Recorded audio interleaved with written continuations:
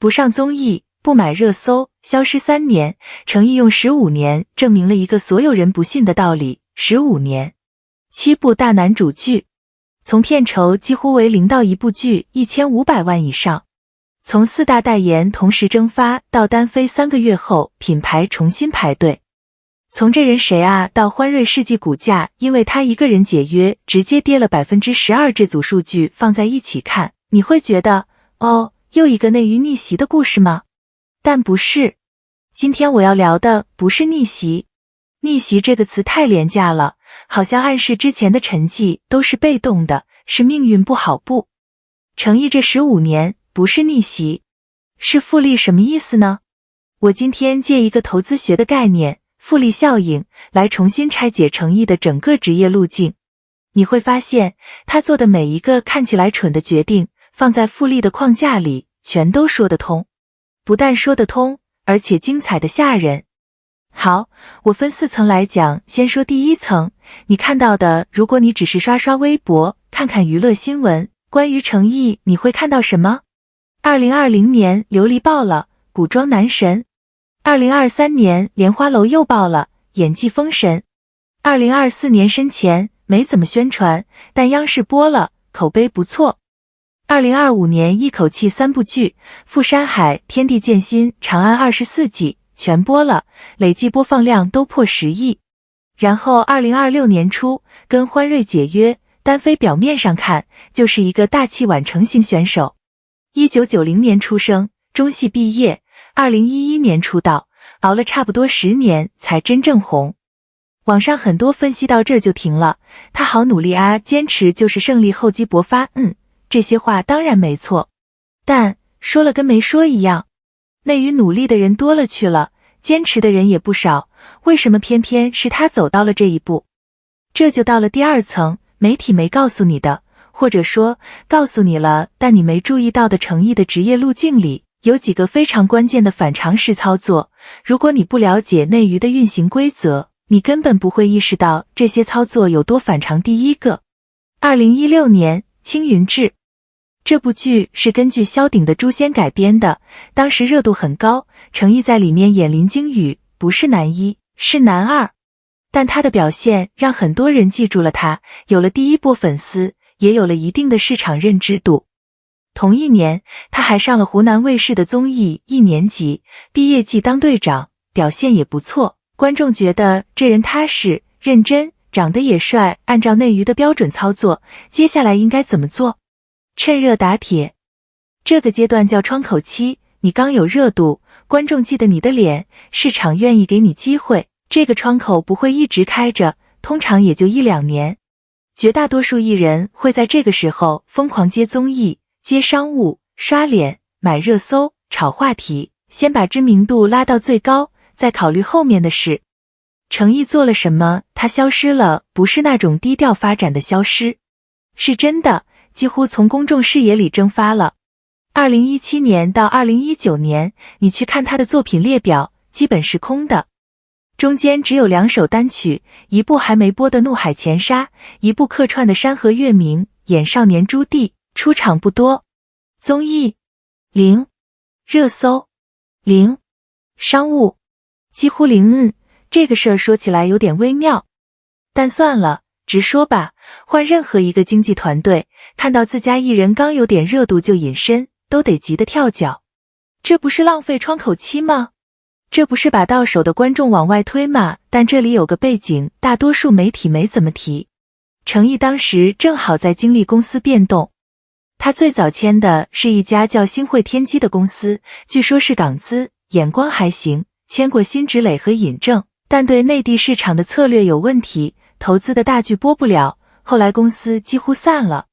程毅跟这家公司解约的过程据说也不太愉快，然后他才在2018年签了欢瑞世纪。所以那3年消失，一部分确实是被动的，没有合适的平台和资源。但是这里有个很关键的细节，在这段时间里，程毅没有去做那些看起来有用但长期没价值的事。他没有靠走穴、站台、短带来维持曝光，他没有拍一堆烂片来刷存在感，他甚至在那段最难的时候，据说差点退圈。他选择的方式是什么呢？去片场观察，去争取哪怕很小的角色。他在《山河月明》里演少年朱棣，出场不多，但他自己后来说，那段经历让他学到了演戏要做减法，跟老戏骨搭戏，被人家碾压，反而学到了最重要的东西。说到这里，我突然想到，去年也有个类似的讨论，就是关于某些流量明星窗口期操作的问题。有些人在爆火之后疯狂变现，半年接了10几个代言，上了7、8档综艺，结果2年之后，观众期待更多元的尝试，热度断崖式下跌。这种模式在内娱太常见了，而诚意恰好走了一条完全相反的路，这就引出了第3层真正的逻辑，也是今天我最想讲的部分。我先解释一下复利效应这个概念。在投资学里，复利就是你的收益不取出来，而是继续投入，让它产生新的收益。时间越长，增长越快。爱因斯坦据说过，复利是世界第8大奇迹。当然这句话他到底说没说过，有争议，但道理是对的。复利的关键不是回报率高不高，而是第一，本金有没有在增长；第二，你有没有中途取出来。好，现在把这个框架套到演员的职业路径上，每一部戏就是一笔存款。但不是所有存款都一样，你演了一部烂片，那是存了一笔很小的钱，可能还要扣手续费，因为烂片会消耗你的口碑。你演了一部好戏，塑造了一个真正有记忆点的角色，那就是存了一大笔钱，而且利率很高，因为观众会记住你，会因为这个角色去看你的下一部作品。你看诚意的路径就很清楚了。他做对了2件事，第一，他只存优质存款。这人选戏的标准，说实话，在内娱小生里算非常克制的了。他火了之后，特别是流离之后，找他的本子肯定非常多，但他没有来者不拒。他选的角色几乎每一个都有挑战性。流离的雨丝凤要演10世的情感变化，每一世的眼神都不一样。沉香如屑一人分饰3角，用肩颈姿态区分角色。莲花楼的李莲花从天下第一变成身中剧毒的乡下郎中，还有大量打戏要亲自上。他拍红绸剑舞那场戏拍了17条红绸，在手腕上勒出血痕，底线是现实题材法律剧，跟老戏骨飙戏，没有古装滤镜保护。每一步都是在往能力账户里存钱，而且存的不是小钱，是那种高利率定期存款。观众看完这些角色，不是只记住了一张脸，而是记住了演技，记住了角色，记住了这个演员靠谱。第二，他几乎没有取款。什么叫取款？就是把还没成熟的热度急着变现。在内娱，最常见的取款方式就是疯狂上综艺刷脸，接大量短期代言圈快钱，靠话题和人设维持热搜诚意呢。他自己在采访里说过一句话，怕接了综艺没人找他拍戏了。这句话听起来像是开玩笑，但我觉得他是认真的。他很清楚，对一个演员来说，综艺曝光是取款，你把注意力从作品转移到人设上，短期确实能涨粉，但长期来看是在消耗账户里的本金。有个细节特别有意思，整个2024年，诚意没有上过一档综艺，一档都没有。年底只参加了2、3个颁奖活动。你去看看同级别的流量演员，谁做得到？而且他接代言也非常克制。火了之后没接短代和微商，品牌大使全是质量有保障的大众品牌，后来升级到高端品牌，一个月宣一个，剧播期间都不宣代言，等杀青之后才宣。有做商务的人抱怨说诚意不接短代，只接半年以上的商务。你想想看，一个刚红的演员，面对大把的钱涌进来，能忍住不接？这不是高冷，这是对自己职业路径有非常清晰的规划。用投资的话说，这叫长期主义稍微跑个题，但这事儿跟今天聊的有关。你知道为什么很多内娱小生的热度周期越来越短吗？2、3年就从顶流掉到无人。因为他们在窗口期把所有利息都取出来了，甚至连本金都在取，靠人设，靠话题，靠综艺梗在维持曝光，但作品质量没跟上，观众发现这人好像只会这一种角色，或者他综艺上挺好玩，但演技也就那样，就走了。而程毅恰好反过来，他几乎所有的利息都留在了账户里，持续产生新的收益。雨丝凤让人记住她的古装这个口碑，带动了沉香如屑的关注度，一人三角的演技证明了她的多面性，这个能力认知推动了莲花楼的爆发，李莲花的成功让她成为古装加悬疑赛道的标杆，这个地位帮她拿到了央视项目底线和深钱，正剧口碑又反过来拉高了她的商业价值和话语权。你看到了吗？这就是复利，每一步不是从零开始，而是在前一步的基础上叠加，时间越长，加速度越大。好，把我知道我扯远了，拉回正题，还有一个关于复利的关键点，很多人没注意到，复利最怕什么？中断。你存了10年的钱，中间取出来一次，复利曲线就断了，得重新来。在演员的语境里，什么行为等于中断复利？丑闻，作品质量暴跌，人设崩塌，程毅入行15年，零黑料，没有绯闻。不炒 CP， 当年琉璃 CP 粉想做真人 CP 大屏，他直接发声明叫停，在当时那个舆论环境下，等于硬刚热搜，但他做了。不买热搜，不卖人设，你看他的社交媒体没有精修图，只有角色笔记和剧组日常。这不是人设管理，因为最好的人设就是没有人设。他把所有能被取款的渠道都堵死了，就留了一条作品，所以他的复利曲线从来没断过。15年持续存入，持续积累，中间没有一次爆仓。说到这里，有个细节我想深挖，但信息不够，就是他在那3年消失期到底经历了什么。据一些粉丝考古和合作者的透露，那段时间他确实很艰难，差点退圈。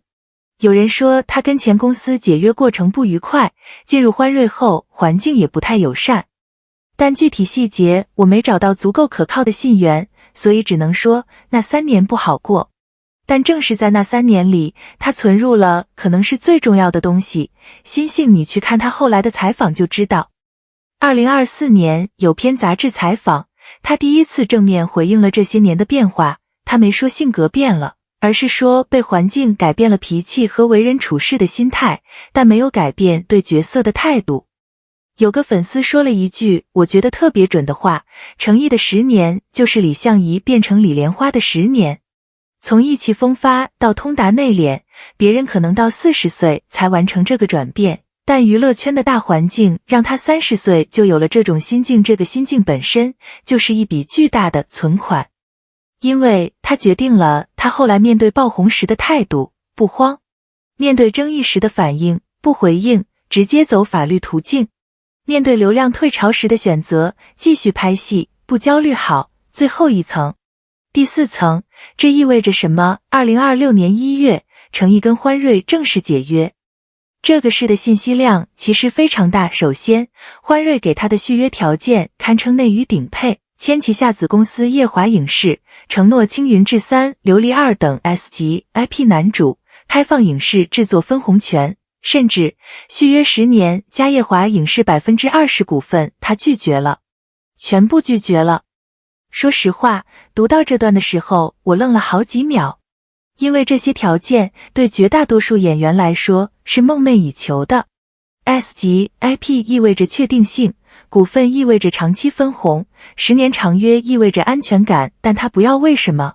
因为他要的不是这些，他要选角1票否决权，他要艺术总监权限，说白了，他要的是自己决定拍什么，怎么拍，跟谁拍，这就是复利的终极兑现。你积累了15年的能力资产和口碑资产，到了一定程度，他会给你一样东西，主导权。不是公司给你的资源，不是平台给你的流量，而是你自己说了算的权利。你看他单飞后接的这些项目，仙逆拿了全流程终审权，沧海笑是历史权谋剧，两京15日是马伯庸改编跟林更新合作，还有一部年代创业剧《指尖生长》首次挑战企业家形象，几乎每一个都在拓宽赛道，不再是古偶专业户。而是一个有能力、有口碑、有话语权的全类型演员，这就是复利的威力。你在前面10几年存进去的东西，演技、口碑、心性、行业信任，到了某个临界点，它的回报会呈指数级增长。而那些在窗口期就急着把本金取出来的人，他们可能在前3年赚得更多、更快，但5年之后、10年之后，他们的账户已经空了。我可能说错了，但根据目前的情况，我倾向于认为，诚意的案例可能会成为内娱未来很多年轻演员参考的一个模板。不是说大家都要像他一样消失3年，那是他的特殊处境，而是他背后的逻辑：少取款，多存入，存优质资产，给复利足够的时间。哦，对了，还有件事，他单飞3个月之后，2026年4月，新商务代言就确定了，品牌方排队来谈。有数据显示，他的品牌续约率高达 82%， 粉丝购买转化率是行业均值的3倍。你说他这15年亏了吗？你说那3年消失是浪费吗？其实都不是，只是他的利息到账比较晚，但到了之后，比谁都多诚意。自己说过一句话，很早的时候说的，大多数人没注意到。他说，少抱怨，多做事，准没错，9个字，没有什么高深。